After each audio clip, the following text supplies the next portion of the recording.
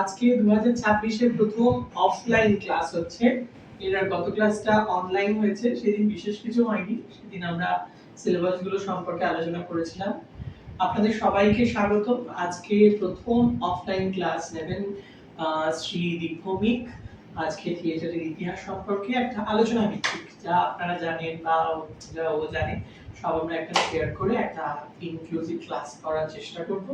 এখান থেকে আমরা থিয়েটারের উদ্ভাবন সম্পর্কে আমরা জানবো। তো শুরু হচ্ছে আজকের ক্লাস। বোর্ড ব্যবহার করে ক্লাস করাবো এবং তারপরে তারা ওই যারা বাড়িতে থাকছে, যেমন বাচ্চারা, মায়েরা, মহিলারা, তারা তাদের কাছে এসে তাদেরকে দেখাতো যে এইভাবে মানে থিয়েটারের ইতিহাস বলা ভুল হবে, যে পারফরমেন্সে শুরু হতে পারে এটা। এইবার আমরা যেটাকে থিয়েটার হিসেবে ধরি, সেই বিষয়টা থিয়েটার আর নাটক বা অভিনয় সব তো এক নয়। থিয়েটার বলতে যেটাকে আমরা বলছি যে একদম স্টেজে উঠে কেউ পারফর্ম করছে, সেইটা। তাহলে আমাদের আজকের ক্লাসের যে বিষয়, হিস্ট্রি অফ থিয়েটারকে আমরা তিনটে ভাগে ভাগ করে দিতে পারি। একটা হলো ওয়েস্টার্ন থিয়েটার, আর একটা হচ্ছে আমাদের ইন্ডিয়ান থিয়েটারের ইতিহাস, আর বেঙ্গলি থিয়েটারের ইতিহাস। সেইটা নিয়ে আমরা আলোচনা করতে পারি। আর বিষয়টা হলো যে যাত্রা মতো চলতো, ঠিক আছে? সেই পদযাত্রাটার নাম হচ্ছে গিয়ে, সেটা অ্যালোফিলিয়া থেকে এসেন্স পর্যন্ত চলতো গ্রিকে। সেখান থেকে যেত একদল মানুষ, অনেক জন একসাথে গান গাইতে গাইতে যেত, এবং সেই গানটা কি একজন দেবতা তার স্তব করতে করতে একদল মানুষ গোল করে গান গাইতে গাইতে যেত, এবং ড্রাম বিটস হতো। সেই ড্রাম বিটসটা অনুযায়ী গানটা চলতো, এবং সেই গানটার নাম ছিল, লিখে নিতে পারো। আচ্ছা, প্রথমে আমরা যাই, নোট করে করে যাই যে ওয়েস্টার্ন থিয়েটার। আমাদের ইতিহাসটাকে তিনটে পার্টে ভাগ করছি।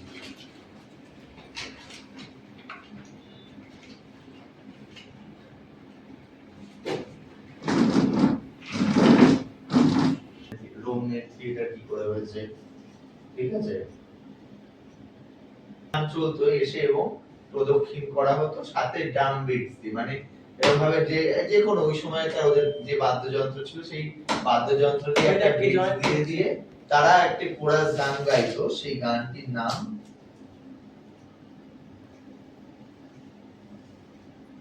এই যে তারা যে গানটা গাইতো, নামটা তোমরা লিখে রাখো বানানটার জন্য।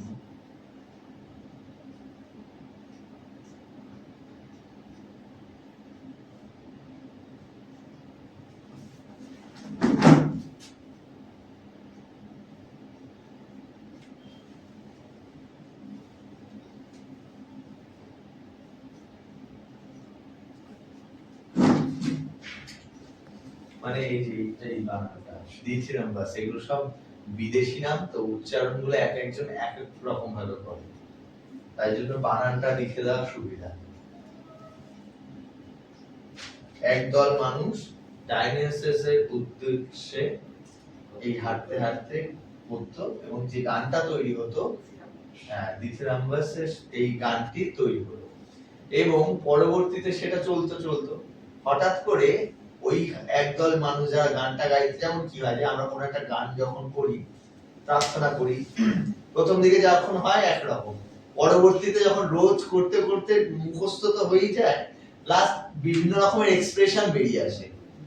তো আমরা জানি যে সেখানে বেশ দুঃখের বিষয়, এবং ট্র্যাজেডির মূল ফর্ম কি হবে, যে ওখানে একজন প্রধান চরিত্র থাকবে, যেই চরিত্রটার জীবনে অনেক ভুল করবে, অনেক সংঘাত আসবে, এবং পরবর্তীতে সে ওই মানে তার জীবনে করা কিছু ভুলের জন্য একদম তার পরিণতিটা খুব খারাপ হবে। যেমন ওথেলো দেখেছি আমরা, ম্যাকবেথে দেখেছি, যে তাদের শেষ বিষয়টা একদম তারা মারা গেলেন বা কেউ পাগল হয়ে গেলেন, তার থেকে মানুষ কি ভাবে যে এই ভুলগুলো আমাদের করলে চলবে না, বা মানুষ নিজেদেরকে শুধরানোর চেষ্টা করবে, কিন্তু শেষটা খুব দুঃখের, বিয়োগাত্মক দিয়ে হয়। এটা হলো একটা ধরন ট্র্যাজেডি। আর কমেডি মানে কি, সবাই বেসিক্যালি ভাববে যে হাসির ছলেই বেরোবে কিছু একটা মজা, কিন্তু কমেডি মানে মজার ভাবে সেই সময়কার বর্তমান পরিবেশে কিছু সমস্যা উঠে আসবে, এখন আমাদের বাংলাতেও কিন্তু সেটাই হয়, যে ট্র্যাজেডি যেমন আছে, কমেডি নাটকের ক্ষেত্রেও সেই বিষয়গুলোই দেখা যায়। তাহলে আমরা কি কি জানতে পারলাম যে ওয়েস্টার্ন থিয়েটারে, বুঝতে পেরেছো তো এতটা যেটা বলেছি, যে প্রথম অভিনেতা কি আসে,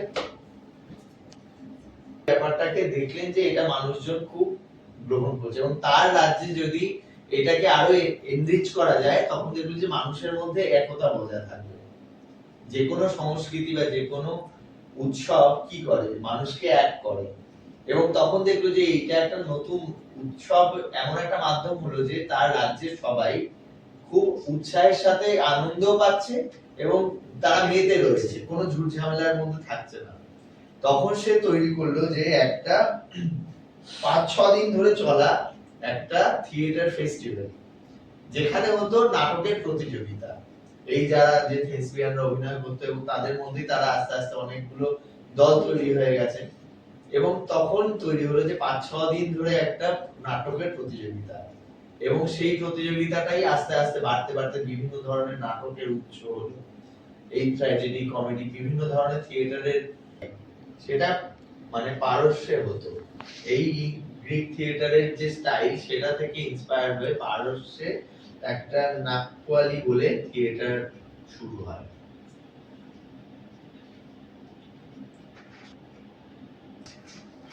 আমরা ভারতীয় থিয়েটার বলতে যেটা পাই যে ভরতের নাট্যশাস্ত্র, ভরত মুনি সে অনেক এক আমলে রচনা করে নাট্যশাস্ত্র, যেটাকে আমরা পঞ্চম বেদও বলে থাকি। এর ভরতের নাট্যশাস্ত্র এই মূলত আমাদের ভারতীয় থিয়েটারের ইতিহাসের একদম মেন জিনিস বলতে পারি আমরা, যে লিখিত আকারে আমরা পাচ্ছি, বা কেউ শুনে শুনে বলতে পারে যেটা মানে স্ক্রিপ্ট, নাট্যশাস্ত্র কিন্তু পাওয়া যায় আমাদের। যারা বলেছেন যে প্রমাণ নেই তাই আমরা বলতে পারি না, কিন্তু নাট্যশাস্ত্র তো আছে আমাদের প্রমাণ। তো সেরকম নাট্যশাস্ত্র যখন আমরা পাই, নাট্যশাস্ত্র রচনা হয় কিভাবে, আমাদের দেখবে ভারতের সবকিছু সেই ঘুরে ফিরে ঠাকুর দেবতার কাছে চলে যায়, রামায়ণ মহাভারত, সেই রকমই নাট্যশাস্ত্রেরও একটা গল্প আছে। আমাদের সত্যি তো সেই সময় তো লিখিত আকারে হতো না, সবই বেদের অপর নাম শ্রুতি, কারণ সেগুলো শুনে শুনে মনে রাখা হতো, এবং সেই জন্য সবটাই আমাদের গল্প শুনতে শুনতে শুনতে শুনতে আজকে এরকম জায়গায় পেয়েছি। তো সেরকমই নাট্যশাস্ত্রের একটা গল্প আছে, সেটা কি বলবো, এটা একটা ওই মাইথোলজিক্যালি স্টোরি, যেটা আমরা বলতে পারি কি এই জন্যই হয়তো বলেছে যে এর কোনো উপযুক্ত প্রমাণ নেই, যে ব্রহ্মা সৃষ্টি করেছেন 4টে বেদ। কি কি বেদ বলো? এই সাম, যজু, অথর্ব, এই 4টে বেদ সৃষ্টি করেছে, এবং মূলত এই 4টে বেদ কারা পড়ার অধিকার পেয়েছিল? ব্রাহ্মণরা বা সমাজের যারা উচ্চ শ্রেণী। কিন্তু পরবর্তীতে দেখলো যে যারা অসুর বা নিম্ন শ্রেণী, যারা বেদ থেকে বঞ্চিত হচ্ছে, তাদের কাছে এই জ্ঞান পৌঁছাবে কি করে? তখন তো মানে ব্রহ্মারা খুব বিপদে পড়ে গেলেন, যে আমরা লিখে তো ফেলেছি এত কিছু, এগুলো তো সব বড় বড় দেবতাদের জন্যই সংরক্ষিত হয়ে গেল, তাহলে নিম্ন শ্রেণীর যারা, যাদের অধিকার নেই এগুলো পড়ার বা জানার, জ্ঞান অর্জন করার, তারা কি করে জ্ঞান অর্জন করবে? তখন শুরু হলো, না শুনে শুনে তো মনে রাখতে, তখন তার মানে ভরত মুনি এই নাট্যশাস্ত্রের 4টে থেকে নিয়ে নিয়ে তৈরি করলো পঞ্চম বেদ। না মানে এটা ভরত মুনি নিয়ে নেয়নি, মাইথোলজিতে বলা হচ্ছে যে এটা ব্রহ্মাই সৃষ্টি করেছেন, এবং ভরত মুনিকে দায়িত্ব দিয়েছেন যে এই নাট্যশাস্ত্রটা কিভাবে প্র্যাকটিস করবে। আমরা যে ভরতের নাট্যশাস্ত্র বলছি, এখানে কোথাও বলেনি যে ভরত মুনি লিখেছে নাট্যশাস্ত্র। আবার এখানে মতান্তরে আছে যে ভরত মুনি কোনো একজন নয়, একদল মানুষ সেটা রিসার্চ করে বার করেছে। তো যাই হোক, গল্পটা বলেনি। গল্পটা ছিল যে ব্রহ্মা দায়িত্ব দেয় ভরত মুনিকে, ভরত মুনি তার 100 জন শিষ্য নিয়ে এই নাট্যশাস্ত্র চর্চা করে। এবার নাট্যশাস্ত্রটা কেন চর্চা হলো, মানে এলো, যে তখন এই দেবতাদের অসুরের মধ্যে ঝামেলা বেঁধে যাচ্ছে, যে এই স্বর্গ আমাদের, এই আমাদের, আর সবকিছুই দেবতাদের প্রাপ্য, আমাদের অসুরদের বা সাধারণদের কোনো অধিকার নেই। তো তখন এই নাট্যশাস্ত্রটা দিয়ে বললো যে এইটা হবে তোমাদের বিনোদনের মাধ্যম, যেখান থেকে তোমরা জ্ঞান অর্জন করতে পারবে এবং তোমরা আনন্দও পাবে। ঠিক আছে? হিন্দিতে বললে যক্ষে গানা হয়, যক্ষে গান। আমরা বাংলায় বলছি বলে যক্ষ গান বললাম। ন্যাশনাল থিয়েটারের অনেকগুলো ধরন আমরা পাই। পরবর্তীতে যে ইন্ডিয়ান থিয়েটারের যে ইতিহাসগুলো নিয়ে আমরা দৃষ্টিপাত করতে পারি সেগুলো হলো যক্ষগানা কর্ণাটকের, রামলীলা উত্তরের, আমাদের বাংলায় ছিল যাত্রা,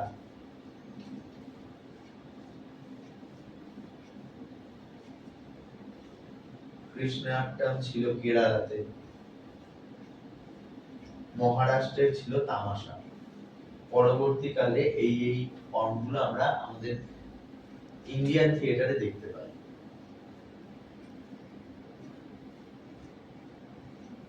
থিয়েটারের ইতিহাস সংক্ষেপে জানলাম এইভাবেই, ওয়েস্টার্ন থিয়েটারের থেসপিস থেকে কিভাবে নাটকের শুরু, থিয়েটারের শুরু, তারপরে ইন্ডিয়ান থিয়েটারে আমরা যক্ষগান কর্ণাটক, রামলীলা, যক্ষগান কর্ণাটকের রামলীলা, যাত্রা, কৃষ্ণাট্টম, তামাশা এগুলো জানতে পারলাম। আর আমাদের বাংলা থিয়েটারে গিরিশ ঘোষ, রবীন্দ্রনাথের কথা তো জানতে পারলাম।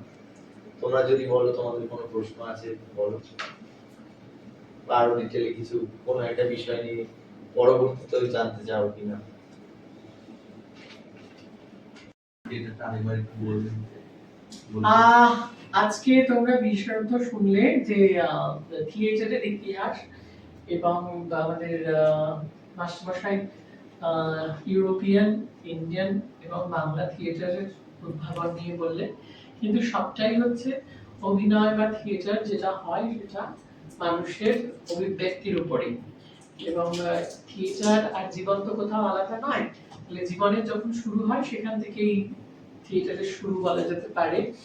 কিন্তু সেগুলো কোথাও স্ক্রিপ্টেড হচ্ছে কিনা বা রেকর্ড হচ্ছে কিনা বা কিভাবে ব্যবস্থাপনা হচ্ছে, কিন্তু প্রত্যেকদিন দৈনন্দিন জীবনেই আমরা অনেক অভিনয় করি। একটা মা তার ছেলেকে বলে যে না চকলেট সব শেষ হয়ে গেছে, সেটা একটা অভিনয় হয়, যেটা শিশুটা বিশ্বাস করে যে হ্যাঁ মা সত্যি বলছে চকলেট সব শেষ হয়ে গেছে, কিন্তু চকলেট থাকে।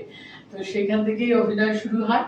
তো আজকে ধন্যবাদ। আমাদের যেটা নিয়ম, তোমাদের মধ্যে থেকে কেউ একজন ভোট অফ থ্যাঙ্কস জানাবে।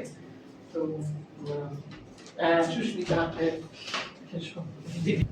আজকে এটা আমাদের দ্বিতীয় ক্লাস। কেমন লাগলো? দ্বিতীয় ক্লাস, আর দীপের সাথে আছে প্রথম ক্লাস। খুবই ভালো লাগলো, খুবই ডিটেল কিন্তু খুব পরিষ্কার ভাষায় সহজ সরল ভাবে একটা ক্লাস করানো, যেটা খুব সহজে মানে খুব বোধগম্য ছিল, ভালো লেগেছে। আগের দিনের ক্লাসও খুব ভালো ছিল, আজকের ক্লাসও খুব ভালো। থ্যাংক ইউ আপনাকে এই ক্লাসটা অ্যারেঞ্জ করার জন্য। এই ছোট ছোট করে অনেক কিছু শেখা যাচ্ছে। যে জিনিসটা আমরা করতে হয় তার ডেপথে কিছু তো জানতে হয়, কিন্তু খুব বেশি আবার ডেপথে ঢুকে গেলে খুব মাথায় থাকে না। এটা সহজে অল্প করে কিন্তু খুব সুন্দর করে জানানো হয়েছে। ধন্যবাদ সুস্মিতাকে। আমাদের পরবর্তী ক্লাস রয়েছে 29 এপ্রিল 7:30টায় গুগল মিটে রয়েছে।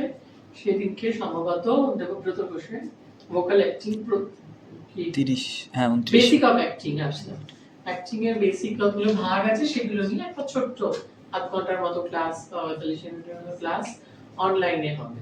তো তোমরাও তোমাদের সকলকে জানিয়ে দিও, আর তোমরা সেদিন সবাই গুগল মিটে। ধন্যবাদ, থ্যাংক ইউ।